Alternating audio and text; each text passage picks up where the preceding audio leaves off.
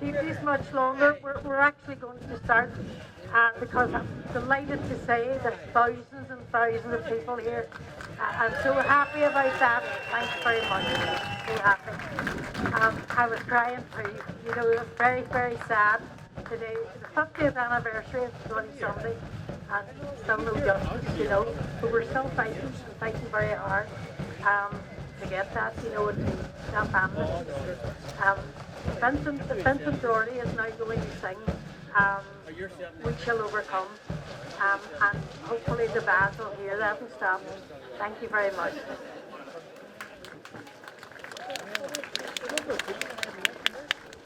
I hope you all join in. Everybody knows this.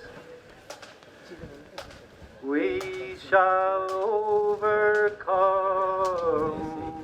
We shall overcome. We shall overcome someday. For deep in my heart, I do believe we shall overcome someday. We'll walk hand in hand. We'll walk hand in hand. We'll walk hand in hand someday. For deep in my heart, I do believe we shall overcome someday. We are not afraid. We are not afraid. We are not afraid today. For deep in my heart, I do believe we shall overcome someday. We shall overcome. We shall overcome. We shall overcome someday.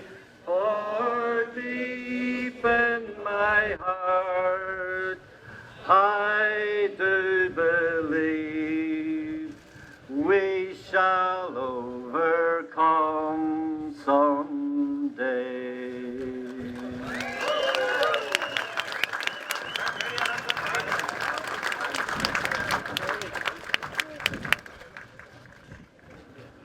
Everybody's taller than me. You know, I just wanted to let people know that one of our families, Betty Walker, passed away recently. And Betty's family, Betty left instructions that she wanted her ashes scattered over Green and Avila. I hope I said that right. And she wanted it done on Bloody Sunday, so the family did that this morning. Betty was the sister of Michael McDade, who died at the barricade with my brother.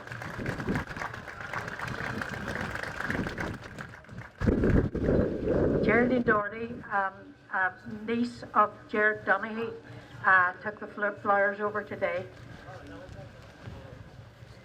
Bubbles will now read the names of the dead and wounded. Thank you.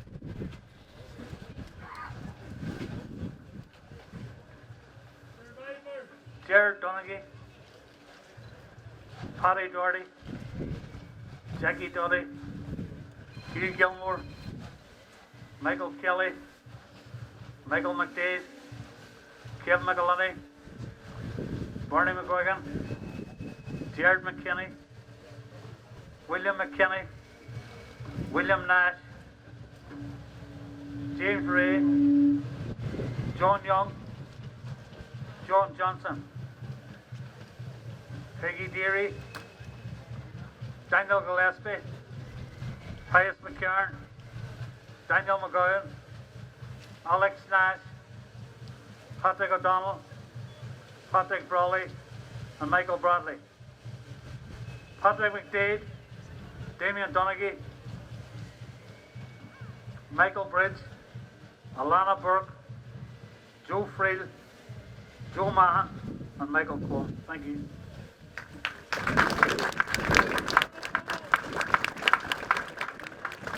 Could we have a minute silence, please?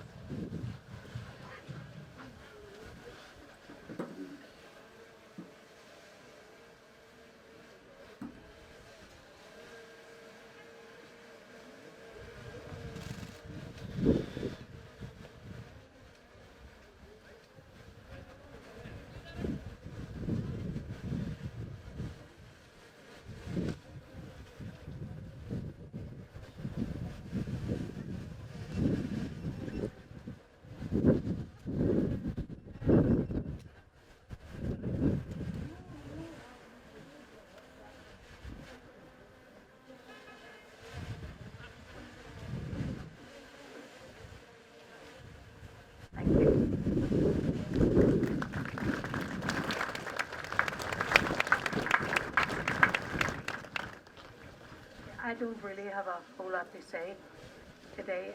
I'm more a person of action, to be honest, than words. But the fact that the British government are going to put legislation through to give amnesty to perpetrators, the state perpetrators, to give them amnesties, and the Bloody Sunday victims, the Ballymurphy victims, and everyone else that died here, innocent people, will get no justice. So I can tell you, we're going to be here for a long time to come, if God spares me. We'll be here for a long time. And we will continue to fight this, you know, and it won't stop. We'll never give up.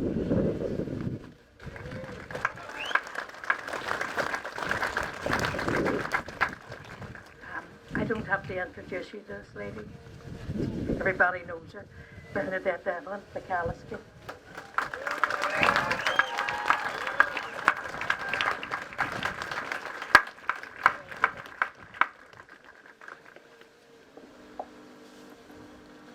Took me unawares there, just I didn't realise I was first. I would like to say to everybody, first of all, who has turned out today, thank you very much. This has to be one of the biggest crowds here who have attended, after 50 years, who have attended this march that has gone on every year. And people like Kate Nash and the families who have walked this road every year, not just on big anniversaries, and the people who have walked this road every year when it wasn't considered the proper and politic thing to do. And people who walked this road every year when they took abuse for doing it. And people who told us we would never get anything. To see what has to be another generation of people. I see young people here. So glad to see so many young female faces here. That there is one thing that is certain. The Bloody Sunday will never be forgotten. And that the lessons learned from Bloody Sunday will never be forgotten. I'm not going to say a lot here today because Eamonn McCann is going to speak. And Eamonn McCann, you don't believe me that I'm not going to say a lot because Eamonn McCann is going to speak. But Eamonn has, from the very, very first, I remember Nell McCafferty's house, and because I was an MP, I was pulling a bit of rank on the phone and saying, for all the value it was, you know, I'm a public representative, I demand to know. And I was ringing the morgue in the hospital, and people were saying that 3 or 4 people had definitely been shot. And I remember at that point saying, you know, I need to know, families need to be made aware. You can't just be sending people to go to the morgue and them not knowing what to expect. And the person on the other end of the phone started to read out names, and I started to take them down, 1, 2, 3. And never forget it. 4, 5, and he kept going. And I didn't get to 13. But I got to 7 or 8, and I was just writing them down. And everybody crammed into Nell's mother's hall and standing out round the door in total shock. And me afraid to say the names outside because I didn't know if any of the people standing there belonged to the people whose names were being written down. And I don't know how any of us kept our head at that time. But Eamonn put out the first statement on what was happening, the first definitive statement on what was happening. And for 50 years, he has kept looking and searching and researching and digging out every fact, every truth, every lie. And I don't know if you've seen them around today, but they are around. They were around all week, and they will be around. The most recent and up-to-date pamphlet that has been written by Eamonn, especially for this 50th anniversary. And Clare will be speaking and bringing, again, as we have done every year, reminding people Bloody Sunday wasn't just about the people who were killed. It wasn't just about the city. And it wasn't just the first of many, many heartbreaking, multiple deaths and killings that broke our hearts over 30 years. This was different. This was a day on which nobody went berserk. Nobody lost the run of themselves in the British Army. This was the day when the change of British government policy, which had started weeks, if not months before, came to fruition on these streets. Internment had been introduced to try and break the people. They had responded with more marches and a rent and rate strike. The people tend to forget in history, but let me tell you, it wasn't forgotten Tyrone. Nowhere in the 6 counties was that strike organised better than in that county. And nowhere in the 6 counties did the people pay more dearly for that mass action. Farmers' cattle stolen from them by the people who told us to go on rent and rate strike. Their livelihood, their cattle, stolen from them and sold in auctions against their will for years after to pay for rent and rates. People having it taken out of their rent for years and an extra 25p a week when 25p bought something every single week that they wouldn't voluntarily pay. And there were some people in that county still paying for their rent and their rates when the hunger strike started, but still wouldn't give in and pay it voluntarily. And it was that kind of mass action that the British government were afraid of. They were afraid of the marches that came as a result of internment. And sometimes I only be angry with myself. If I should have seen it, I should have seen it. Should have seen it after Ballymurphy, should have seen it after McGillian, should have seen it in the Dungannon to Gold Island March the day before Bloody Sunday. Didn't see it. Somewhere we still didn't believe they would do it, but they would. And they shot people on these streets. The state killed its second-class citizens rather than have any peaceful, successful opposition forcing them to change their policy. And it's the same today. It's the same today. What they're afraid of is this here. They're not afraid of the lone gunman. They're not afraid of the sniper. They're not afraid of the secret army. They infiltrate them. They recruit agents out of them. They start feuds within them in every country in the world. But what they're afraid of is this here. Masses of people who won't quit. Masses and masses of people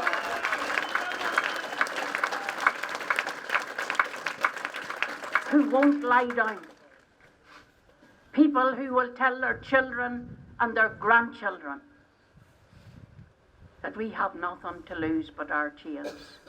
And as God, who does not even exist, so I shall not be judged on the matter. If I don't see the British government in The Hague, my children, my grandchildren, my great-grandchildren will see them in it someday.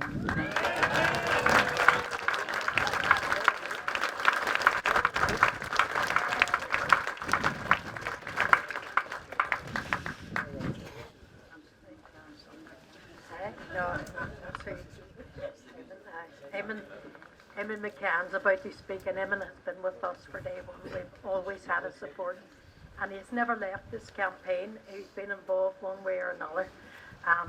So Eamonn McCann.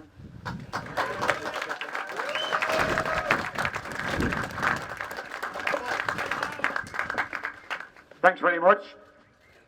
By the way, I'm amazed to see so many people here. This has been a desperate day, and so many people have stayed. When I got up this morning and looked out the window and felt the air outside, I can tell you honestly, I was very, very worried about what was going to happen in the afternoon. They said to my partner, I don't think very many people are going to come to this. And as the day wore on and the rain got heavier, I get more and more pessimistic about it. But the end result is that we are all here. We've kept right on to the end of the road. And we will, in relation to Bloody Sunday and the other roads that we have to travel. Now, it's normal and natural in an occasion like this for people to remember where they were and what they were doing at the beginning of the Bloody Sunday shooting. But I can remember most vividly, well, there's a couple of things. One thing I can remember is that just as we've heard the crack of the rifles for the first time from the bottom of the street, there was a platform here, right here where we're speaking now. And Bernadette was on that platform too. And the Reverend McCaughey and Lord Fenner Brockway and Ivan Cooper and others were on this platform. We're waiting for the meeting. I was walking from where the high flats used to be over towards here, passing by about 50 yards from where I am now. And I heard Bernadette beginning to speak. She was to be the first speaker. I heard that soprano, Tyrone accented, sing-song voice beginning to speak, and people began to hurry to reach the platform. And she was interrupted by the bullets of the parachute regiment. And I'm delighted that it's been around for long enough to hear her come back and finish her speech 50 years later.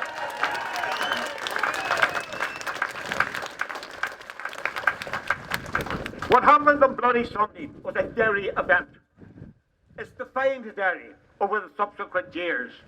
All the major political disputes and splits in Derry have really reflected our attitudes and our reactions to Bloody Sunday.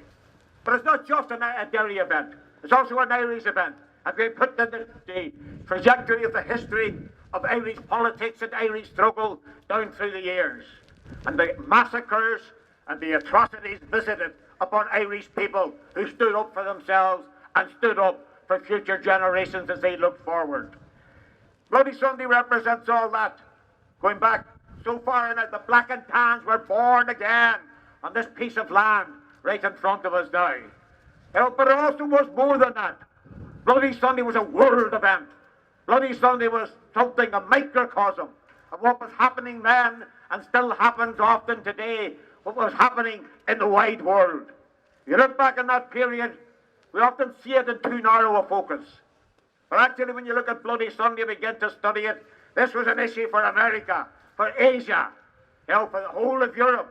This was the period of the Vietnam War, the period in which anti-war demonstrators civil rights demonstrators were shot dead in the United States, not just here. But the students of Kent State University were shot down for protesting against the bombing of Cambodia by Richard Nixon.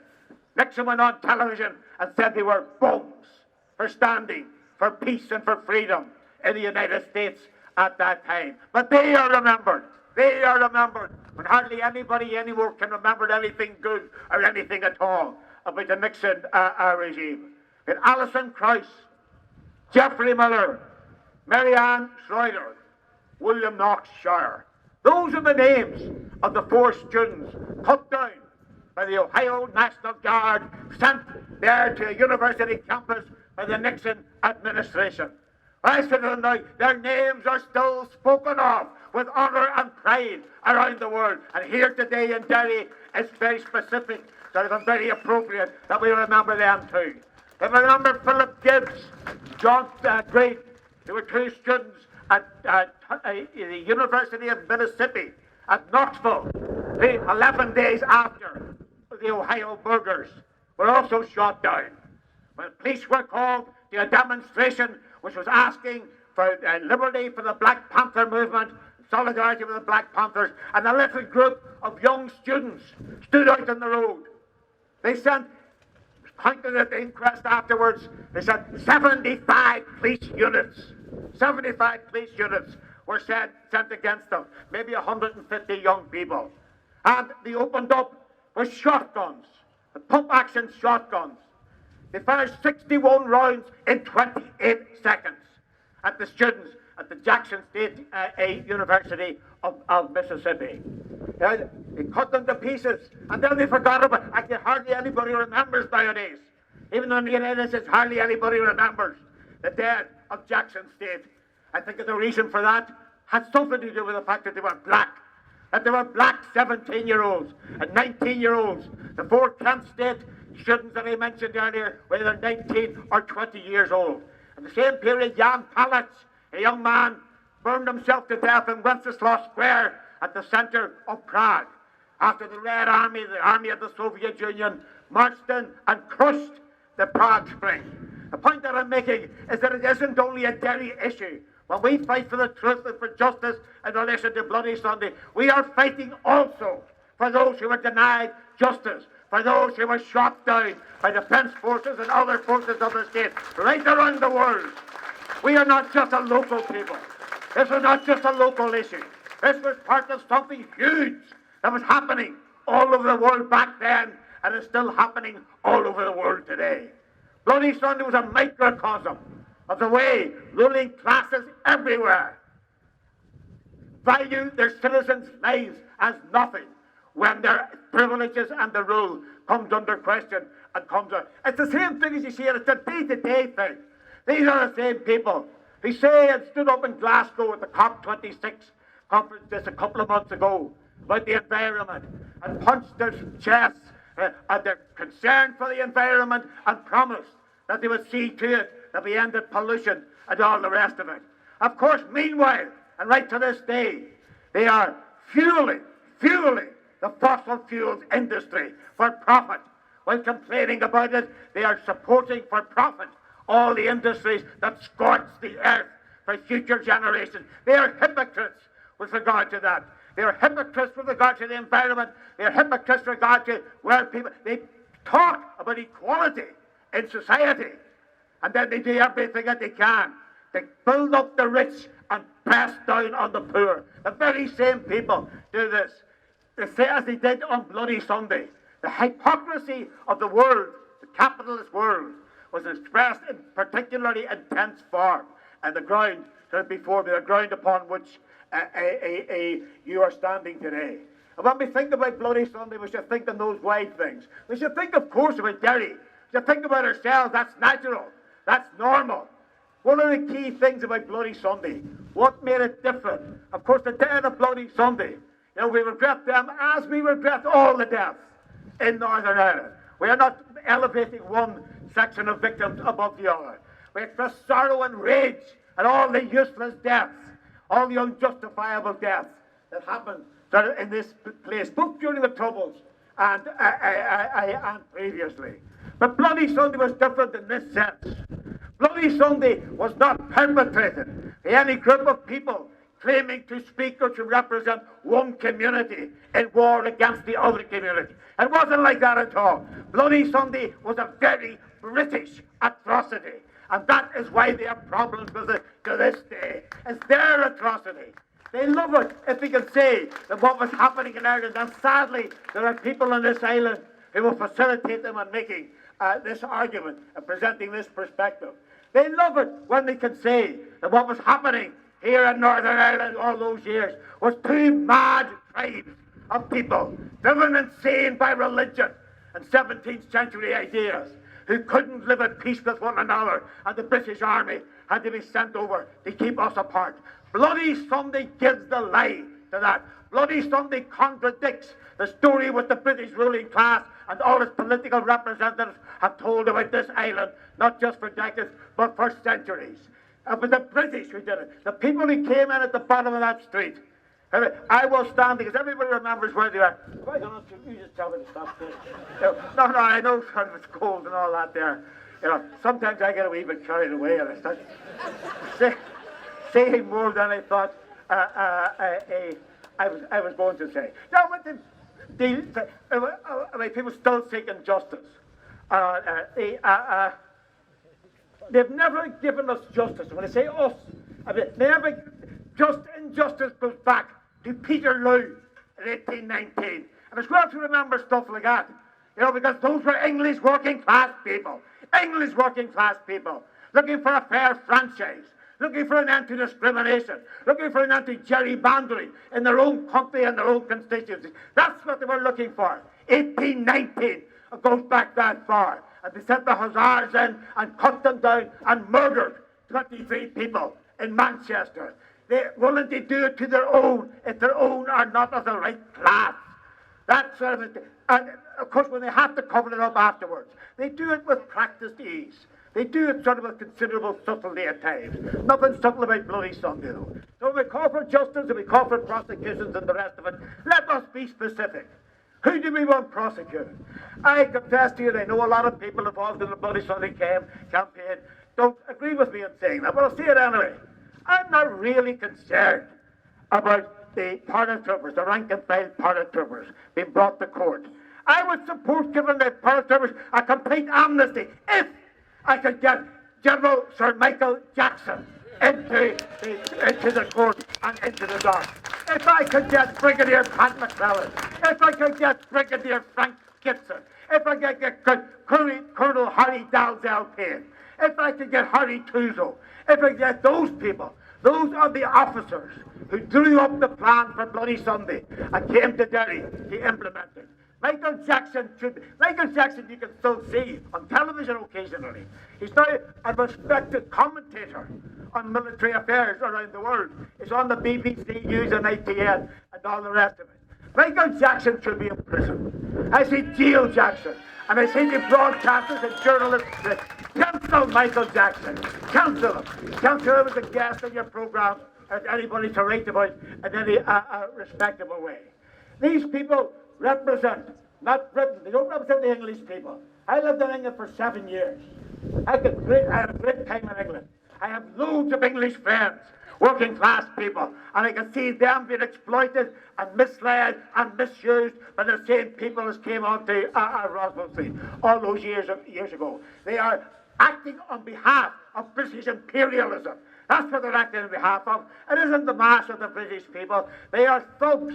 And that reminds me, and I'll just say it, that when we talk about the atrocities perpetrated by the paratroop regiment, and it is true that they wouldn't have dared do what they did in the Bogside had they not gotten away or thought that they had with what they had done in Ballymurphy in the second week of August in 1971. 5 months earlier, they carried out a massacre. They thought they had got away with it. They said, let's go and do it in the Bogside as well. There'll be no comeback to us. And it's important to keep in mind also that in the first week of September 1972, the paratroopers went into the Shankill Road after a UDA demonstration, but when it was well over and there was peace, and they shot dead Richie McKinney, an engineering worker working for a Mackey's factory, and Robert Johnson, he was a local man. Eyewitnesses talked about Robert Johnson coming out as an old man, a character around the Schenkel. One eyewitness told the inquest that it came out that they saw him waving his hands in the air and shouting, "The meek shall inherit the earth," when bang, bang, he was shot dead from just across the street. There's one thing you can say for the Paras. The Paras are not sectarian in their eyes, not at all. They are non-sectarian murderers. They will kill anybody that their officers tell them to kill. To keep that in mind too. The people who let erect Para flags over a drum of hole and out in new buildings, they should take themselves on. No, they are not representing the people of those areas when they do it. Indeed, the Paras have shown that they go and kill them too if they got the chance. So like, I won't go on much longer. I say this, and when we look at it, sometimes maybe, let's say 50 years, a long time, how long can you go on, blah, blah, blah. But we can go on for another 50 if necessary. I mean, I won't be here in 50 years' time. You know, we're Bernadette was saying, my nephews, my nieces, my children, my grandchildren, they'll be here in 50 years' time, if necessary, to carry it on. Because we can say about Bloody Sunday, as we can say about so many other things in Irish history. We see people fighting and coming out in large numbers and running risks for themselves and defending civil rights and equality. I can say that the cause which begets this indomitable persistency, this faculty of preserving through decades of failure and frustration the memory of a lost liberty. This is the noblest cause that people have ever fought for, or ever lived for, or ever died for. And if that be the cause which is represented here today, then we stand in very good company and in right noble succession. Remember Bloody Sunday. Remember the perpetrators. Jail Jackson. Jail the politicians and officers who did this. Jail the lot of them. But start. I would nearly give up everybody else if I could see Michael Jackson marched off to spend the rest of his misbegotten days behind bars in a prison cell. That would be justice for Bloody Sunday. Let's keep going until we achieve that. Thanks very much.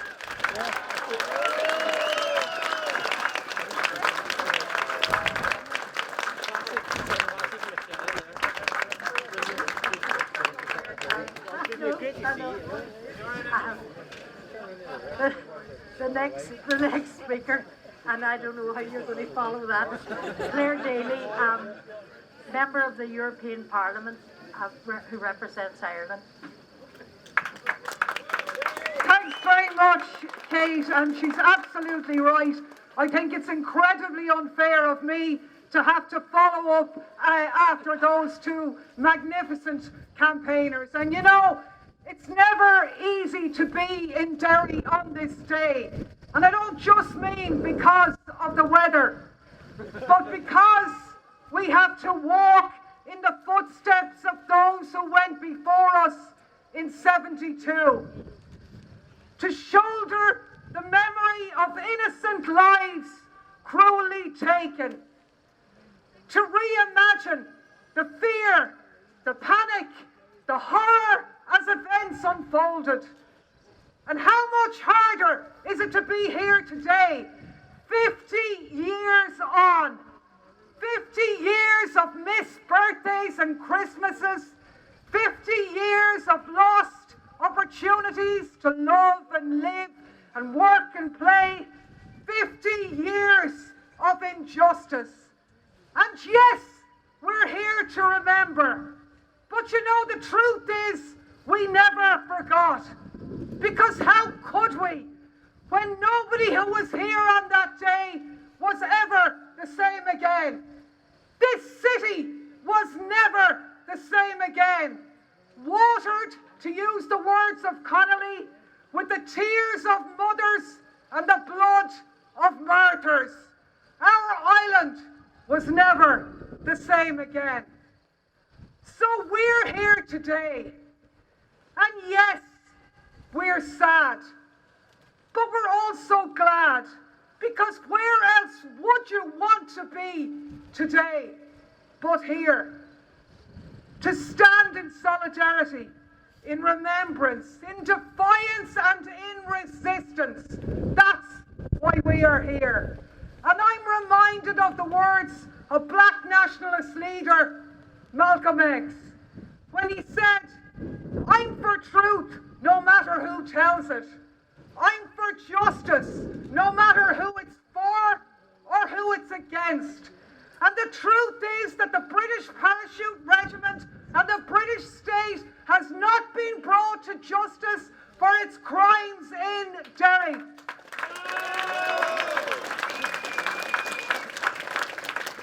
Those who sent the paras in, those who ordered the shots to be fired, they must be brought to justice. And Eamonn is right. It's not about taking down their flags, which of course should be taken down. The entire parachute regiment should be taken down and disbanded because it is stained with blood from victims all around the world.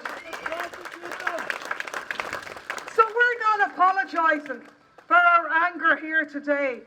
We actually have a right to be angry, but it's the righteous anger that demands justice in the forging of our future. And in that sense today, it's actually a positive day, where the hopes and the aspirations of those who took the route we'd taken 50 years ago are alive and are still being campaigned for, because they organised against internment and for civil rights, against dire housing and massive inequalities. The format of discrimination and inequality has changed, but it's greater than it ever was. And in Ireland, north and south, we have a severe housing crisis where the rack-renting, slum-owning landlords have been replaced by US vulture funds sucking the lifeblood out of our people. Our health services are in crisis. The climate crisis is hurtling the planet to oblivion. The prostitute pressman is parroting the jingoism of NATO and militarism, profiting for the military-industrial complex, which will be paid for by the lives of ordinary people. So we're here in Derry, in a world much smaller than it was 50 years ago, proof that we will continue to resist. And that's the message of today. It's the fights for civil rights are local, national and international. And we stand with the victims in Palestine, in Yemen, in Afghanistan and in defence of our neutrality. That's the legacy of Bloody Sunday. The people in power have misused it. We're building a better world. No justice, no peace.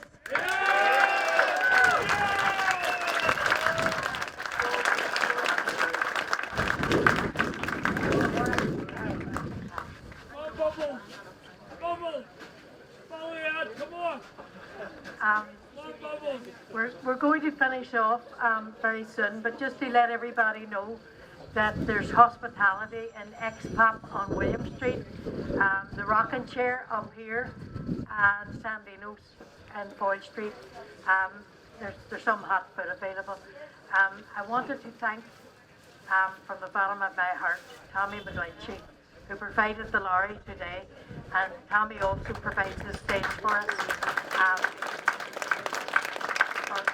for a good number of years now. So thank you, Tommy, from the bottom of our hearts. I think, thanks very much. By the way, Claire, I think she followed Eamonn pretty well. She didn't do a bad job. But thank all the speakers very much. I thank Vincent for his singing "We Shall Overcome," and the Larry. Okay, but Parkhead will now play the national anthem.